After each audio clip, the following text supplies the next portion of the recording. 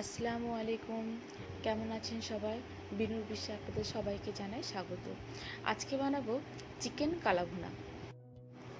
চলুন তাহলে বানানো যাক। চলুন কালাভুনার মশলাটা বানিয়ে নিই। আমি নিয়েছি এখানে ধনে, মৌরি, জিরে, জয়িত্রী, স্টার অ্যানিস, লবঙ্গ, এলাচ, দারচিনি, জায়ফল, একটা শুকনো লঙ্কা আর কিছুটা গোলমরিচ। এইগুলোকে আমি ড্রাই রোস্ট করে মিক্সিতে ভালো করে গুঁড়ো করে নেব। আর নিয়ে নেব পেঁয়াজের বেরেস্তা। আমি এখানে 3টে মিডিয়াম সাইজের পেঁয়াজ নিয়েছি, নিয়ে তার বেরেস্তা বানিয়ে নিয়েছি। আর লাগবে কিছুটা কাঁচা পেঁয়াজ।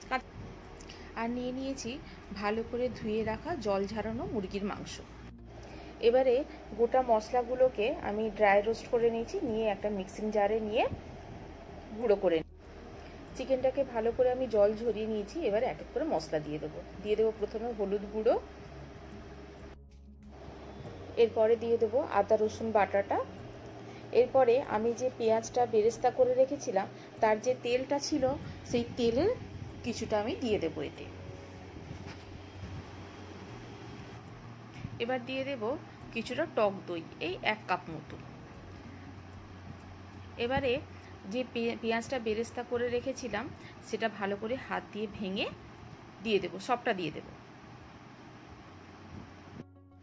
এরপরে যে কালাভুনার মশলাটা রেডি করে রেখেছিলাম তার অর্ধেকটা এতে মাখিয়ে দেব।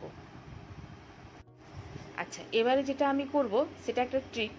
আমি যেটা করি, এখানে কাশ্মীরি রেড চিলি পাউডার দিলে আপনারা দিতে পারেন, কিন্তু আমি প্রেফার করি না। আমি যেটা করি সেটা হচ্ছে একটু সাদা তেল হালকা গরম করে নেব। হালকা গরম করে এমন গরম করব যাতে লঙ্কাটা পুড়ে না যায়। হালকা গরম হবে। গরম করার পর আমরা রেগুলার যে লঙ্কা গুঁড়োটা খাই বাড়িতে, সেই লঙ্কা গুঁড়োটা এতে দেব। দিলে কি হবে, এর ঝালটা হবে না, কিন্তু রঙটা কাশ্মীরি রেড চিলির মতোই হবে।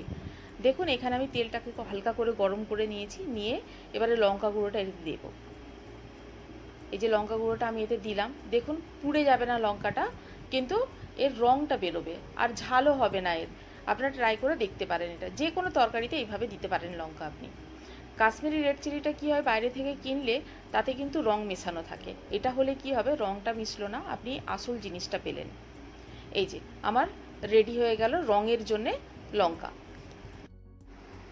এবারে এই তেলটা আমি মাংসের মধ্যে দিয়ে দিলাম। এবারে আমি সব মশলাগুলো আমার দেয়া হয়ে গেল।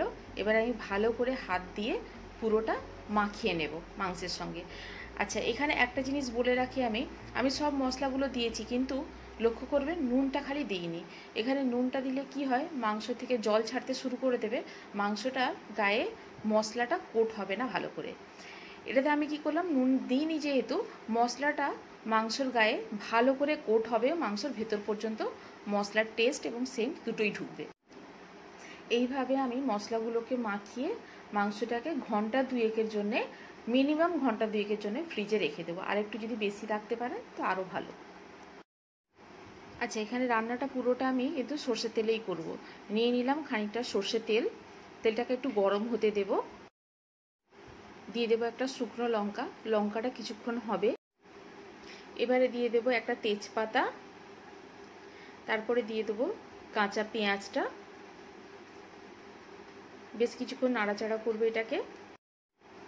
এরপরে দিয়ে দেবো বেশ খানিকটা কাঁচা রসুনের কোয়া, দিয়ে হালকা নাড়তে থাকবো। পেঁয়াজটা কিন্তু মনে রাখতে হবে খুব বেশি লাল হবে না, কেননা খুব বেশি লাল হলে পরে কিন্তু এটা পুড়ে যেতে পারে। তাই পেঁয়াজটা হালকা হবে। এই 1-2 মিনিট নাড়াচাড়া করবো পেঁয়াজটা দিয়ে। এবারে নুন দিয়ে দেব, যতটা নুন আমার প্রয়োজন তার অর্ধেকটা দেব এখন, অর্ধেকটা মাংসের উপর দেব।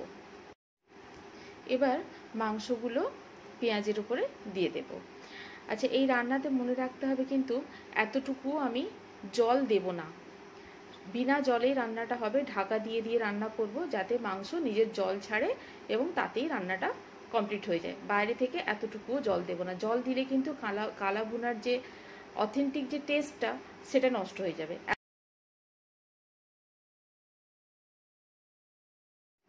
দিয়ে নাড়াচাড়া করে নিয়ে এবার আমি ঢাকনা দিয়ে দেব, দিয়ে এটাকে মিডিয়াম আঁচে হতে দেব। আস্তে আস্তে জল বেরোবে, বেরিয়ে এটা সেদ্ধ হবে। মাঝে মাঝে ঢাকনা খুলে এটাকে নাড়াতে হবে যাতে নিচে বসে না যায়। ভালো করে নাড়িয়ে আবার এটাকে ঢাকনা দিয়ে সেদ্ধ হতে দেব কিছুক্ষণ। মাঝে মাঝেই কিন্তু আমি ঢাকনা খুলে এভাবে নেড়ে দিতে থাকবো। তলা উপর করে দিলে আর পুড়ে যাওয়ার ভয়টা থাকবে না। এই যে আমাদের কালা ভুনাটা কিন্তু একদম রেডি। পুরো জলটা মরে গেছে, গিয়ে তেল ছেড়ে দিয়েছে, বেশ একটা লাল লাল ভাব এসে গেছে। কালা ভুনাটা আমাদের রেডি হয়ে গেছে। আচ্ছা, এইভাবেই আমি ঢাকনা দিয়ে আরও মিনিট খানেক এইভাবে রেখে দেব। আরও 1 মিনিট পরে ঢাকনাটা খুলে দেখছি, এই যে চিকেন কালা ভুনা আমাদের একদম রেডি। এই দেখুন বেশ লাল লাল একটা ভাব এসছে। আচ্ছা, এইভাবে কিন্তু আপনি মাটনের কালা ভুনাও তৈরি করতে পারেন। শুধু মাটন কালা ভুনা করতে গেলে একটু পেঁপের রস মাখাতে হবে। যখন আমি সব মশলা মাখাচ্ছিলাম সেই সময় একটু পেঁপের রস দিয়ে দেব, কেননা যেহেতু এটা কুকার ব্যবহার হচ্ছে না, শুধু কড়াইতে রান্না হচ্ছে, তাই পেঁপের রস একটু দিতেই হয়। পেঁপের রস দিলে কি হয়, মাটনটা খুব সুন্দর তাড়াতাড়ি সেদ্ধ হয়ে যাবে। বাকি সেম প্রসেস। শেষে আবারও একটু কালা ভুনা মশলাটা দিয়ে গ্যাস বন্ধ করে দেব, দিয়ে চাপা দিয়ে দেবো ঢাকনাটা, যাতে গন্ধটা ভেতরেই থাকে। ব্যাস রেডি আমাদের। এই যে রেডি আমাদের চিকেন কালা ভুনা। আজ তাহলে এই পর্যন্তই, আবার দেখা হবে। রান্নাটা অবশ্যই ট্রাই করে বলবেন কেমন হলো। ভালো থাকুন, সবাইকে ভালো রাখুন। আল্লাহ হাফিজ।